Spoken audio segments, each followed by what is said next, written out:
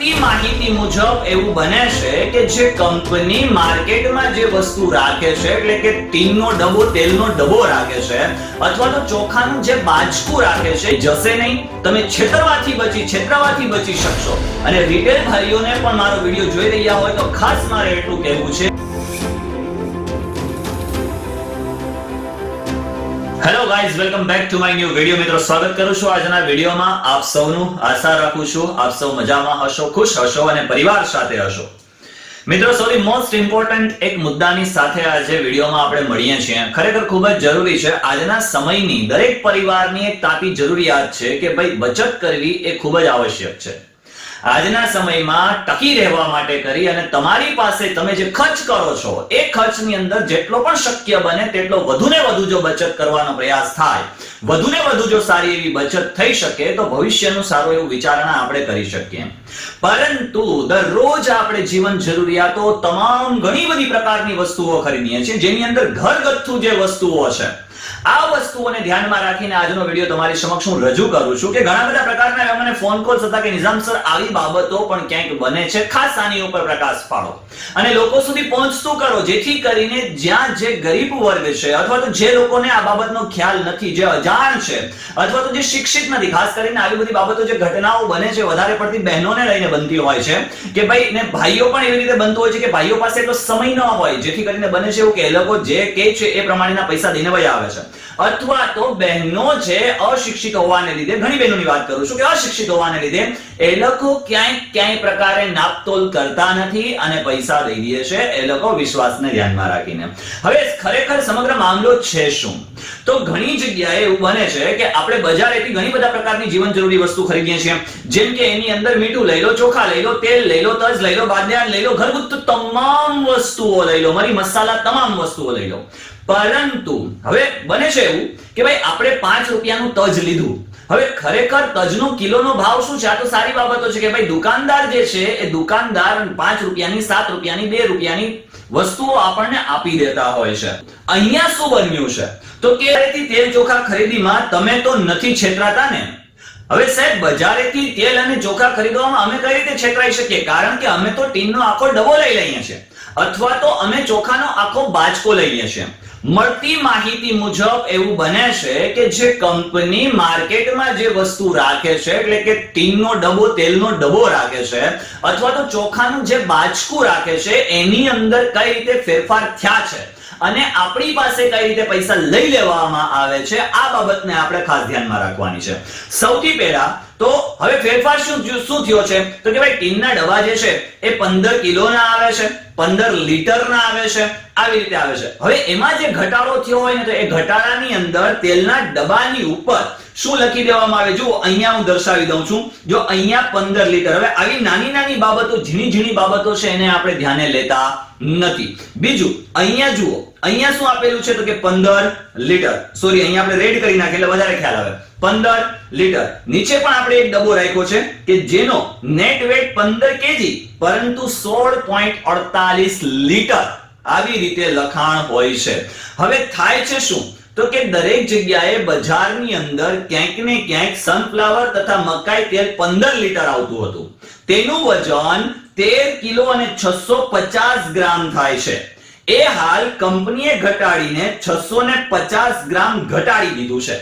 650 ગ્રામ ઘટાડ્યું એટલે 13 કિલોનો અથવા તો 13 લીટરનો આપણે ભાવ આપતા હોઈએ છીએ, જે પ્રમાણે ભાવ હોય એ પ્રમાણે આપણે ભાવ આપતા હોઈએ છીએ।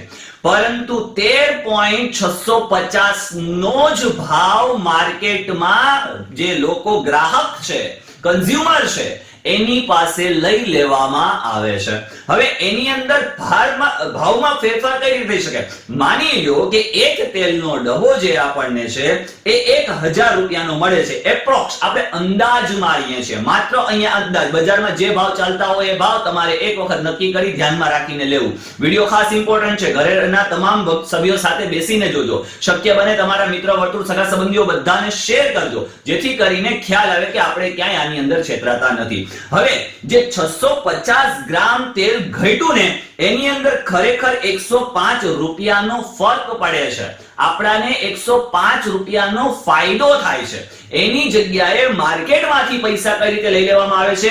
તો કે કંપનીએ પણ, ખાસ ધ્યાન રાખજો, કંપનીએ પણ કેટલું કરી નાખ્યું છે? તો કે 13 કિલો જ કરી નાખ્યું છે. કંપનીએ પણ 13 કેજી જ કરી નાખ્યું છે, અથવા 15 લીટર હોય તો 15 લીટર કરી નાખ્યું છે, અથવા 13 લીટર હોય તો 13 લીટર કરી નાખ્યું છે. ભાવ આનો ખરેખર જો કંપનીની અંદર માની લ્યો કે 1000 રૂપિયો કંપનીએ નક્કી કરેલો છે, પરંતુ રિટેલનો જે જૂનો ભાવ ચાલતો હોય છે એ જૂના ભાવ મુજબ જ ભાવ લઈ લેવામાં આવે છે. કારણ કે આપણે માત્ર એટલું વિચારીએ છીએ કે તેલનો ડબ્બો, આપણે લીટર અથવા તો કિલોગ્રામ આવું જોતા નથી. કહી દીધું ભાઈ 15 કિલોગ્રામ તેલનો ડબ્બો, તો આપણે શું કહીએ છીએ? 15 કિલોગ્રામ તેલનો ડબ્બાનો જે અગાઉ ભાવ હોય છે એ જ ભાવ આપણે આપી દઈએ છીએ. હવે એનો ભાવ ખરેખર કેટલો છે? તો કે ચાલો 105 રૂપિયા 1000 માં પ્લસ કરી નાખીએ આપણે. કેટલા? 105 રૂપિયા. તો ખરેખર 1105 રૂપિયા થાય. કેટલા રૂપિયા થાય? 1105 રૂપિયા. 650 ગ્રામ ઘટવાને લીધે આપણને અહીંયા 105 રૂપિયાનો ફાયદો થવો જોઈએ, 105 રૂપિયાની આપણને બચત થવી જોઈએ. કપાસનું તેલ છે એ 15 કેજી માં છે, સિંગ તેલ છે 15 કિલોગ્રામ છે, સનફ્લાવર છે 15 લીટર છે, અને મકાઈ છે 15 લીટર છે. ખાસ એક બાબતને અહીંયા જણાવી દઉં કે હું કોઈ પણ બ્રાન્ડને હું પ્રમોટ કરતો નથી અને ના તો હું કોઈ બ્રાન્ડની આલોચના કરું છું. માત્ર ઇન્ફોર્મેશન છે એ ઇન્ફોર્મેટિવ છે. કારણ કે ક્યાંક ને ક્યાંક આપણે વધારે પડતો ખર્ચ અથવા તો આપણને ખબર નથી હોતી, જેથી કરીને આપણે વધુ પૈસા આપી દઈએ છીએ. બીજી સૌથી મોટી વસ્તુ કેની અંદર બનતી હોય છે? ચોખામાં. Most important. ચોખાની અંદર શું બને છે? તો કે ચોખાની અંદર એક 30 કિલોનું બાજકું છે અને એક 26, અહીંયા આપણે રાખ્યું છે, જો આ 30 કિલોનું બાજકું છે અને અહીંયા એક 26 કિલોગ્રામનું બાજકું છે, પેકેટ છે, મોટી બેગ છે. હવે 30 કિલોગ્રામના અહીંયા નેટ વેટ આપેલું છે કે ભાઈ 3000 રૂપિયા એટલે 100 રૂપિયા કેજી થાય. 1 કિલોગ્રામના કેટલા રૂપિયા થયા? 100 રૂપિયા થયા. હવે 1 કિલોગ્રામના 100 રૂપિયા હોય, હવે આ જ બાજકું ખરેખર 30 કેજી ની જગ્યાએ કેટલા કેજી હોય? તો કે 26 કેજી હોય, અને ભાવ કેટલો લઈ લેવામાં આવતો હોય? 3000 રૂપિયો. એટલે કે 1 કિલોગ્રામના તો ત્યાં તમને 3000 એટલે 100 રૂપિયા થવા જોઈએ. એની જગ્યાએ અહીંયા કેટલું થાય છે? તો કે વધુ થાય છે. હવે અહીંયા તમે અંદાજ શું માર્યો છે? તો કે ભાઈ બાજકું જે છે એ 30 કિલોગ્રામનું છે, પરંતુ હકીકતમાં એ કેટલા કિલોગ્રામનું હોય છે? તો કે 26 કિલોગ્રામનું હોય છે.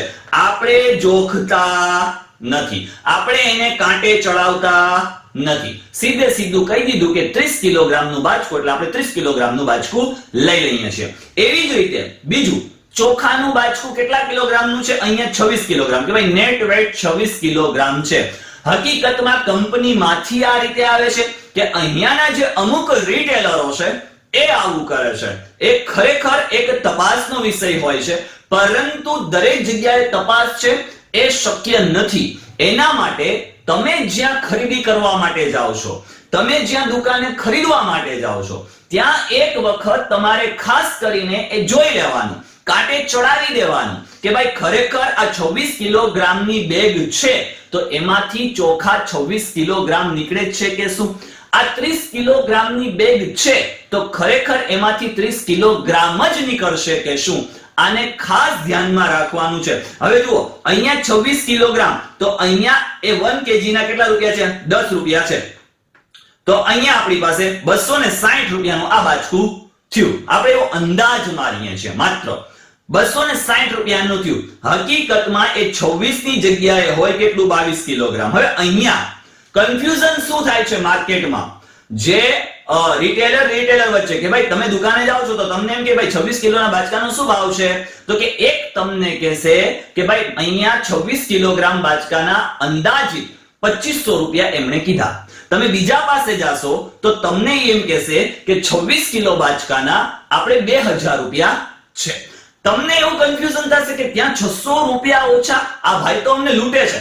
એ લૂંટે છે કઈ રીતે? તો કે તમારી પાસે એ ખરેખર અહીંયા બાજકામાં જે 26 કિલો લખેલો છે ને એની જગ્યાએ ખરેખર તો એ 20 કિલો જ એની અંદર છે.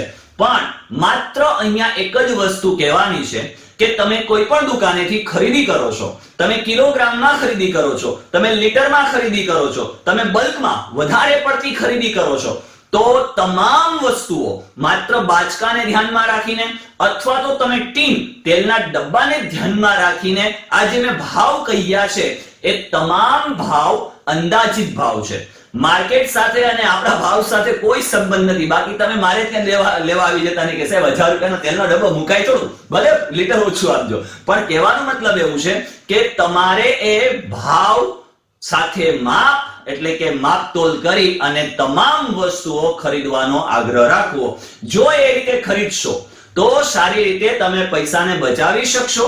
તમારા જે પૈસા વધુ જાય છે એ જશે નહીં. તમે છેતરવાથી બચી શકશો.